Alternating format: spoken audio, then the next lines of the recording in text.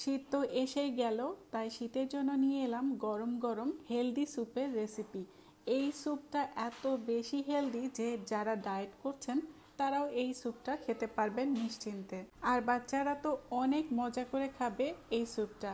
এই স্যুপে আমি অনেক পুষ্টিকর আর হেলদি উপকরণের পাশাপাশি ব্যবহার করেছি রেড বিন বা রাজমা। ছোট থেকে বড় সব বয়সী মানুষের জন্য রেড বিনস অনেক বেশি হেলদি এবং উপকারী, তাই এটা আমাদের নিয়মিত খাওয়া উচিত।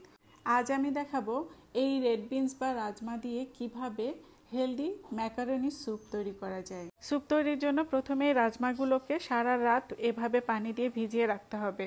আর বেস্ট কোয়ালিটির রাজমা আপনারা পাবেন বেবি কর্নার পেজে। আমি পেজের লিংক এখানে ক্যাপশনে দিয়ে দিব, আপনারা পেজে ভিজিট করবেন। আরও অনেক বেবি প্রোডাক্ট ওই পেজে আপনারা পাবেন।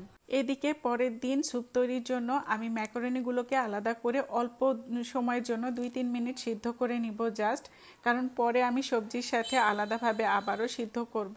সারা রাত ভিজিয়ে রাখার পর রাজমাগুলো এরকম ফুলে নরম হয়ে গেছে। এখন এগুলো পরিষ্কার করে ধুয়ে নিতে হবে। এরপর একটা পাত্রে ঘি বা বাটার অল্প পরিমাণে নিয়ে তার মধ্যে আমি বিফ সসেজ দিয়েছি। আপনারা চিকেন সসেজ দিতে পারবেন অথবা মুরগির বুকের মাংস সিদ্ধ করে নিয়ে আলাদা করে তারপর দিতে পারবেন, অথবা কাঁচা মাংস ব্যবহার করা যাবে। তারপর এর মধ্যে সামান্য পেঁয়াজ কুচি দিয়েছি, আপনারা চাইলে রসুন কুচিও দিতে পারবেন। তারপর রেড বিনস, গাজর, বরবটি এইগুলো সবজি আমি দিয়েছি। আপনারা আপনাদের পছন্দ মতো যে কোনো সবজি ব্যবহার করতে পারবেন। সবজিগুলোকে ঘি বা বাটারের মধ্যে কিছু সময় ভেজে নেওয়ার পর আমি দিয়ে দিচ্ছি হিমালয়ান পিঙ্ক সল্ট, আপনারা রেগুলার সল্টও ইউজ করতে পারবেন। তারপর আমি গোলমরিচ গুঁড়া দিয়ে দিয়েছি পরিমাণ মতো। এরপর আমি সিদ্ধ হবার জন্য সবজিগুলোতে পানি দিয়ে দিলাম। তারপর এর মধ্যে অল্প সিদ্ধ করে রাখা ম্যাকারনি পানি ঝরিয়ে নিয়ে দিয়ে দিচ্ছি। ম্যাকারনি সরাসরি স্যুপের মধ্যে দিয়েও সিদ্ধ করা যাবে, আমি ম্যাকারনি পানিটা বাদ দিব সে কারণে আলাদা সিদ্ধ করে নিয়েছি অল্প সময়।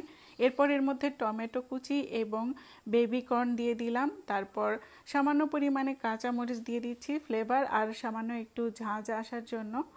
এখন এখানে 1 চা চামচ কর্নফ্লাওয়ার একটা বাটিতে নর্মাল পানিতে আমি মিশিয়ে রেখে দিচ্ছি, পরে মেশাবো এটা। আগে ম্যাকারনি এবং সবজিগুলো ভালোভাবে সিদ্ধ করে নিতে হবে, তারপর কর্নফ্লাওয়ার মেশাতে হবে। আর রেড বিনস কিন্তু সিদ্ধ হতে একটু সময় লাগে।